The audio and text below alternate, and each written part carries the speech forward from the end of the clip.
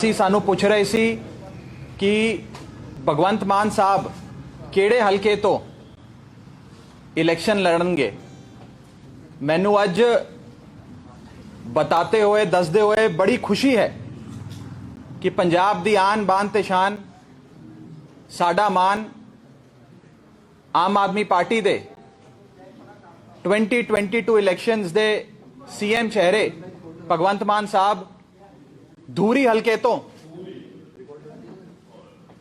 Election लड़न जा रहे ने। धूरी हलका संगरूर जिले च आंदा है, जिधर मान साहब दा अपना घर भी है। धूरी हलका संगरूर लोक सभा सीट दे विच भी आंदा है। जेड़े MP जिधर दे MP भगवंत मान साहब 2014 2019 दो बार चुन के लोकसभा गए। मुझे बताते हुए बेहद खुशी है कि आम आदमी पार्टी भगवंत मान साहब को 2022 का इलेक्शन धूरी हलके से लड़ाने जा रही है। धूरी हलका भगवंत मान साहब का लोकसभा क्षेत्र संगरूर उसमें आता है। भगवंत मान साहब का अपना होम टाउन भी संगरूर जिले में आता है। आम Aadmi party has decided that Aam Aadmi Party CM candidate of 2022 elections will contest the assembly elections from the constituency Dhuri. Dhuri constituency falls under the Sangrur district, which is also the hometown of Bhagwant Maan Sahab. Dhuri constituency falls under the Lok Sabha seat of Sangrur, which is also the seat which Bhagwant Maan Sahab has represented in the Lok Sabha in the year 2014 and 2019. हमें विश्वास है कि इस बार धूरी के लोग बहुत प्यार और आशीर्वाद भगवंत मान साहब पे बख्शेंगे और रिकॉर्ड तोड़ वोटों से भगवंत मान साहब धूरी हलके से इलेक्शन जीतेंगे। आम आदमी पार्टी साफ तौर पे 2022 के इलेक्शन की फ्रंट रनर बनती नजर आ रही है। सारे ओपिनियन पोल्स, सारे सर्वे ये दिखा रहे हैं कि आम आदमी पार्टी की सरकार 2022 में बनने जा रही है। और मुझे बताते हुए बड़ी खुशी है कि आम आदमी पार्टी केवल अपने CM उम्मीदवार का हलका आज नहीं बता रही, बल्कि पंजाब के आने वाले 2022 में जो मुख्यमंत्री बनेंगे उनका हलका क्या होगा वो हम बताने जा रहे हैं, जो आज हमने बताया है। पंजाब के लोग एक बदलाव चाहते हैं। पिछले 50 सालों से पंजाब में 26 साल अकालियों की और 24 साल कांग्रेसियों की सरकार रही। बीते 50 सालों में अकालियों और कांग्रेसियों ने मिलकर पंजाब को लूट लिया, बेच खाया। अब पूरा पंजाब एक आवाज में कह रहा है, एक मौका केजरीवाल नू, एक मौका आम आदमी पार्टी नू। पंजाब बदलाव की ओर आगे बढ़ रहा है। अरविंद केजरीवाल जी की पार्टी, अरविंद केजरीवाल जी का मॉडल ऑफ गवर्नेंस को पंजाब के लोग एक मौका देना चाहते हैं। भगवंत मान साहब को एक मौका देना चाहते हैं। और मुझे पूरा विश्वास है कि 2022 के इलेक्शन में आम आदमी पार्टी मजबूती से अपनी सरकार बनाएगी और हम सबके प्यारे, हम सबके लाडले भगवंत मान साहब पंजाब के मानयोग मुख्यमंत्री बनेंगे। धूरी हलके से रिकॉर्ड तोड़ वोटों से मान साहब जीतेंगे और आम आदमी पार्टी की सरकार, अरविंद केजरीवाल जी की सरकार पंजाब में बनेगी। कोई सवाल हो तो आप पूछ सकते हैं। 2022 ਦੇ ਲਈ ਤੁਸੀਂ ਕਿਹਾ ਚਿਹਰਾ ਹੋਊਗਾ ਕਿ ਮੁੱਖ ਮੰਤਰੀ ਦੱਸ ਰਹੇ ਹਨ, ਉਹ ਸਾਡੇ ਨਾਲ ਖੁਦ ਬੈਠੇ ਨਹੀਂ ਅੱਜ, ਕਾਰਨ ਕੀ है? आज इलेक्शन का इंचार्ज मैं हूं, को इंचार्ज मैं अनाउंसमेंट करूंगा। मान साहब पूरे पंजाब में घूम घूम कर कैंपेन कर रहे हैं, लोगों के बीच जा रहे हैं। पंजाब के लोग मान साहब को देखना चाहते हैं, सुनना चाहते हैं, उनके साथ सेल्फी खिंचवाना चाहते हैं। और मान साहब हमेशा से लोगों के बीच रहने, लोगों के बीच सारा समय बिताने, लोगों के बीच विचरने के लिए जाने जाते हैं। तो मान साहब लोगों के बीच हैं, मैं आपके कैमरे के सामने हूं। देखिए, हर इलेक्शन की अपनी एक पॉलिटिकल स्ट्रैटेजी होती है और एक रणनीति के तहत, एक स्ट्रैटेजी के तहत हमने इस हलके को चुना है।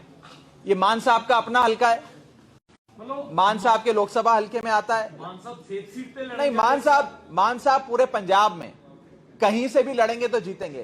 पूरी पंजाब की आवाम मान साहब से बेशुमार मोहब्बत करती है, लेकिन ये हमारी पॉलिटिकल स्ट्रैटेजी है, हमारी रणनीति है।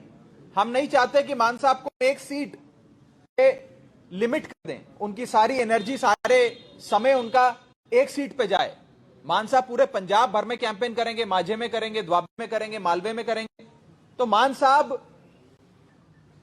एक पैन पंजाब लीडर हैं और आम आदमी पार्टी उनके समय का बड़े सोच समझ के इस्तेमाल करना चाहती है। मौजूदा विधायक है वहां के दलवीर गोल्डी, कैसे उसको देखते हैं? कंपटीशन किसको मानते हैं, कौन सी पार्टी को मानते हैं? देखिए, मान साहब के लिए मुझे नहीं लगता कि कोई भी कंपटीशन है।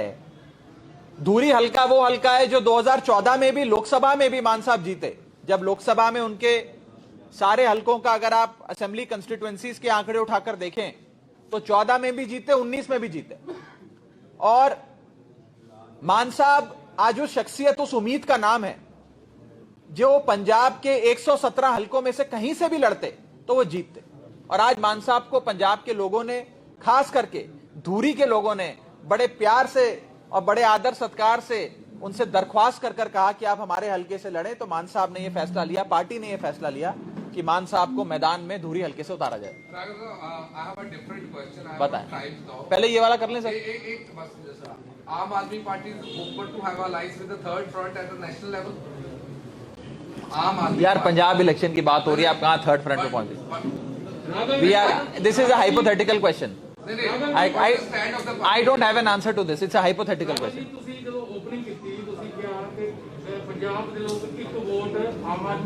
एक वोट केजरीवाल लो, वो भी है, वो तो है ही, वो तो चेहरा है हमारे इलेक्शन। मान साहब तो हमारे इलेक्शन का चेहरा है, पर पंजाब के एक एक इंसान के दिल में बसते हैं अरविंद केजरीवाल। पंजाब के लोग अरविंद केजरीवाल से बेशुमार मोहब्बत करते हैं।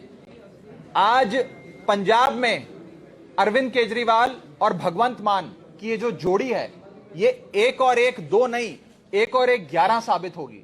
इसीलिए पंजाब के लोग जहां जाते हैं, मैं अपनी बात नहीं कर रहा, मैं अपनी जबान नहीं कह रहा, लोगों के बीच जाकर आप सुनिए, लोग कहते हैं एक मौका केजरीवाल को, एक मौका भगवंत मान को, एक मौका झाड़ू को, एक मौका आम आदमी पार्टी को।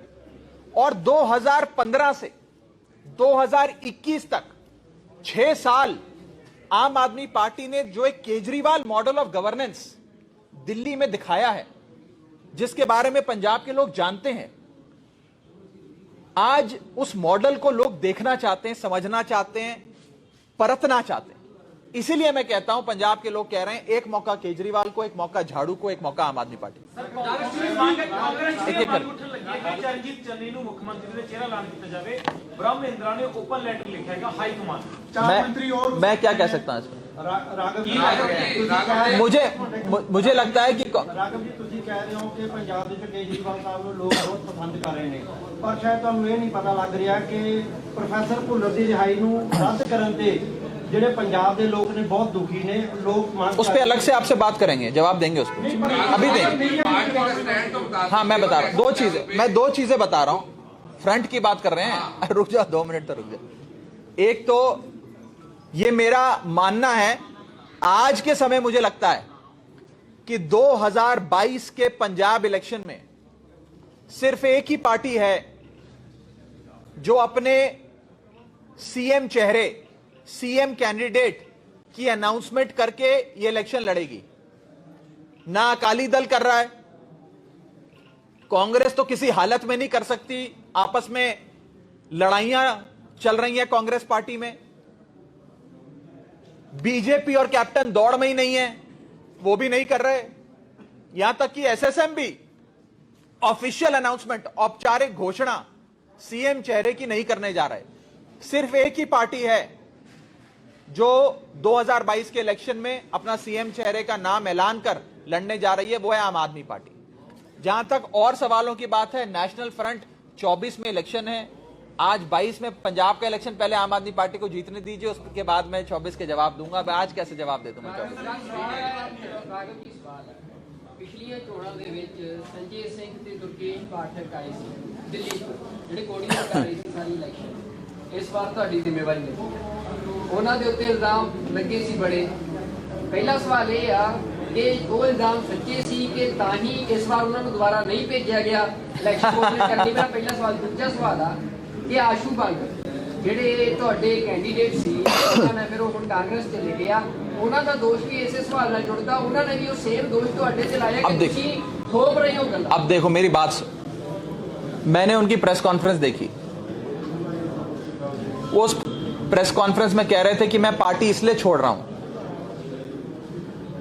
क्योंकि पार्टी मुझ पे दबाव बना रही है कि होर्डिंग लगाओ, पोस्टर लगाओ, और मेरा नाम लेकर उन्होंने बात कही। मेरी आखिरी बार बंगर साहब से बात जुलाई में हुई थी, और जब उनको कैंडिडेट बनाया था तो एक दिन मैंने उन्हें फोन किया था। जुलाई से लेकर आज तक मेरी उनसे बात नहीं हुई। वो अच्छा काम कर रहे थे अपने हल्के में, आज तक पार्टी ने उन्हें नहीं कहा। लेकिन सुनो, लेकिन कोई भी पार्टी, मेरी बात खत्म, कोई भी पार्टी अपने कैंडिडेट को तो बोलेगी यार होर्डिंग पोस्टर लगा ले, पैम्फलेट बांट दे, पर्चा बांट दे, पार्टी के नाम पे वोट। कौन सी पार्टी नहीं कहती? अकाली दल नहीं कहता होर्डिंग पोस्टर लगाओ, कांग्रेस नहीं कहती होर्डिंग पोस्टर लगाओ। सवाल यह है कि क्या आम आदमी पार्टी को कमजोर करने के लिए एक बहुत बड़ा षड्यंत्र रचा जा रहा है कि नहीं जा रहा? मुझे लगता है, यह मेरा मानना है कि ये सारी पार्टियां जिनकी करप्शन की दुकानें बंद हो जाएंगी अगर पंजाब में आम आदमी पार्टी की, अरविंद केजरीवाल की, भगवंत मान की सरकार बनती है। ये पार्टियां षड्यंत्र रचती हैं। कांग्रेस, अकाली, बीजेपी, कैप्टन साहब रल के मिल के आम आदमी पार्टी को रोकने के लिए इलेक्शन लड़ेंगे। षड्यंत्र रचे जाएंगे। अभी तो इलेक्शन शुरू हुआ है, अभी तो पता नहीं क्या क्या होगा। मुझे डर लगता है यह सोच के, मैं आपको सच बता रहा हूं, मुझे डर लगता है यह सोच के कि अभी क्या क्या षड्यंत्र ये लोग हमारे साथ रचेंगे। पिछली बार नरेश गुजराल साहब, शिरोमणि अकाली दल के राज्यसभा एमपी, ने मीडिया के सामने कहा था कि बीजेपी ने वोट ट्रांसफर कराए कांग्रेस को ताकि कांग्रेस की सरकार बन जाए। केजरीवाल को रोक लो पंजाब में आने से, आम आदमी पार्टी को रोक लो। क्लिनिकल प्रिसेप्शन से आम आदमी पार्टी और बीजेपी का वोट निकालकर कांग्रेस की झोली में डाला था पिछले 2017 के चुनाव में। आप जानते, मैं जानता हूं। तो आम आदमी पार्टी को रोकने के लिए बहुत सारी चीजें करी जाएंगी। अब कुछ बता रहे हैं लोग कि जो साथी हमें छोड़ के गए, शायद उनका कोई मोगा में हॉस्पिटल है, वहां पर अबॉर्शन रेट बहुत ज्यादा था, वहां पे कुछ मेडिक्लेम से रिलेटेड कुछ इरेगुलरिटीज थी, उसके चलते दबाव में उन्हें वहां से हटाया गया है। ये तो साफ बाजार में ये बात है। कहने का मतलब यह है कि षड्यंत्र रचे जाएंगे, हम सबको सावधान रहना, आपको भी मुझको भी। सीएम चन्नी ने कहा है, उन्होंने कहा सीएम चन्नी ने कि ਜਿਹੜਾ ਉਹਨਾਂ ਦੇ ਉੱਤੇ ਈਡੀ ਦੀ ਰੇਡ ਪਈ ਆ, ਆਮ ਆਦਮੀ ਪਾਰਟੀ ਦਾ ਸਟੈਂਡ ਆ ਕਿ ਉਹ ਸਪੋਰਟ ਕਰ ਰਹੀ ਹੈ ਈਡੀ ਦੀ ਰੇਡ। ਜੋ ਕਹਿੰਦੇ ਜਦੋਂ ਇਹਨਾਂ ਤੇ ਪੈਂਦੀ ਆ ਉਦੋਂ ਜਦੋਂ ਸਾਡੇ ਘਰ ਲੱਗੇ ਤਾਂ ਹੱਕ, ਜਦੋਂ ਦੂਜੇ ਦੇ ਲੱਗੇ ਤਾਂ ਉਹ ਮਤਲਬ ਉੱਤੇ ਭੰਗੜੇ। अच्छा सवाल है, ਤੁਹਾਡੇ ਤੇ ਉਹਨਾਂ ਦਾ अच्छा ਸਵਾਲ ਆ ਕਿ ਪੋਲੀਟੀਕਲ ਵੈਂਡੇਟਾ ਤੁਸੀਂ ਸਮਝਦੇ? अच्छा सवाल। ਪੂਰਾ ਹੋਣ ਦਿਓ ਕਿ ਆਮ ਆਦਮੀ ਪਾर्टी ਮੰਨਦੀ ਹੈ ਕਿ ਮੋਦੀ सरकार पॉलिटिकल वेंडेटा कर दी है या नहीं कर दी? अच्छा सवाल, मैं दस रहा, बहुत अच्छा सवाल है। फर्ज करिए, मान लीजिए कि चन्नी साहब पे इन्फोर्समेंट डायरेक्टरेट की रेड हुई, वो पॉलिटिकल है, सियासी है, सियासी कारणों से रेड हुई, मान लेते हैं, फर्ज करते हैं।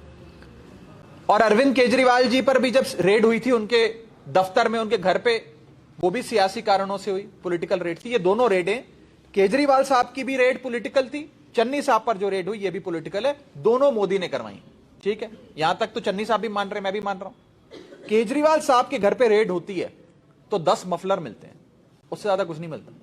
चन्नी साहब के घर पे रेड होती है तो 10 करोड़ रुपए मिलते हैं, 56 करोड़ की एंट्रियां मिलती हैं, 21 लाख का सोना मिलता है, करोड़ों रुपए की लैंड क्रूजर, मर्सिडीज, महंगी गाड़ियों के कागजात मिलते हैं, करोड़ों रुपए की प्रॉपर्टी के कागजात मिलते हैं। अब मेरा सवाल यह है कि ये 10 करोड़ रुपए केजरीवाल या राघव चड्ढा ने तो जाकर चन्नी साहब के रिश्तेदार के घर पे रखी नहीं। मैं तो 56 करोड़ की बैंक एंट्रियां लेकर नहीं गया कि चन्नी साहब रख लो अपने घर पे, ईडी वाले आ रहे हैं, मेरे को फंसाना है आपको।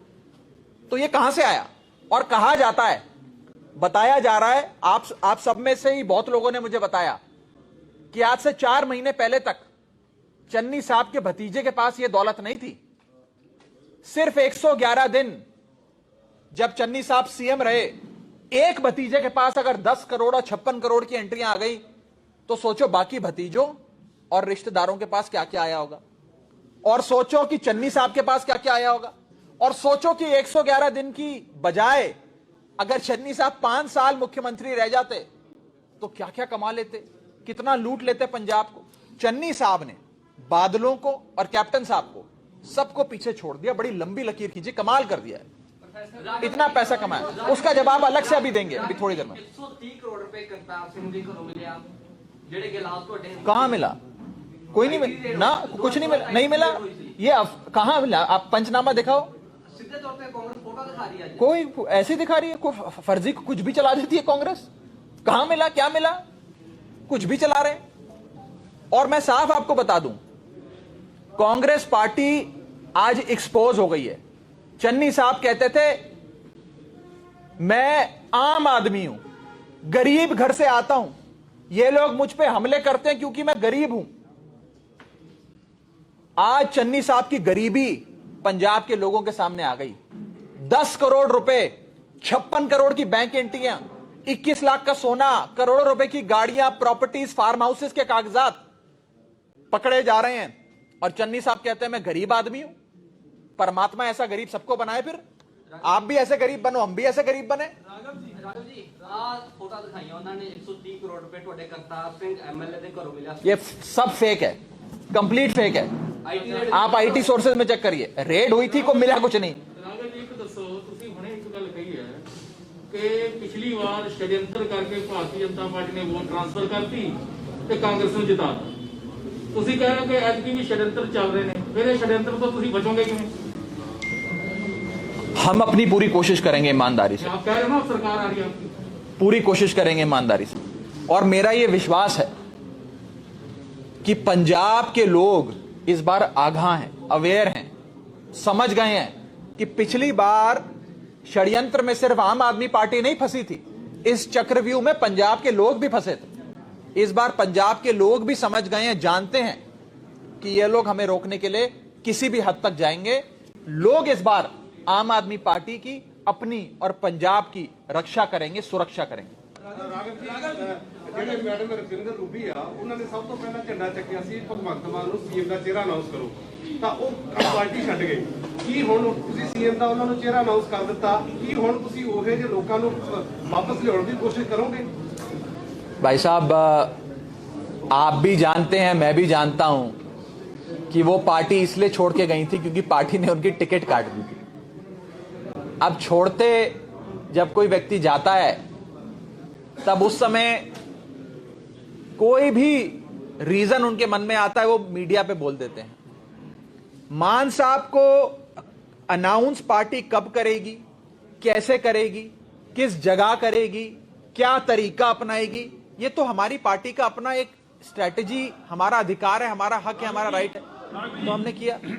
ਬਾਹਰ ਮੁਰਦਾਬਾਦ ਹੋ ਰਹੀ ਆ ਬੰਦੀ ਸਿੰਘਾਂ ਦੀ ਰਿਹਾਈ ਨੂੰ ਲੈ ਕੇ, ਪ੍ਰੋਫੈਸਰ ਦਵਿੰਦਰਪਾਲ ਸਿੰਘ ਭੁੱਲਰ ਨੂੰ ਲੈ ਕੇ ਬਾਹਰ ਕੇਜਰੀਵਾਲ ਮੁਰਦਾਬਾਦ ਦੇ ਨਾਰੇ ਲੱਗ ਰਹੇ ਨੇ। ਭਗਵੰਤ ਮਾਨ ਆਮ ਆਦਮੀ पार्टी इस पर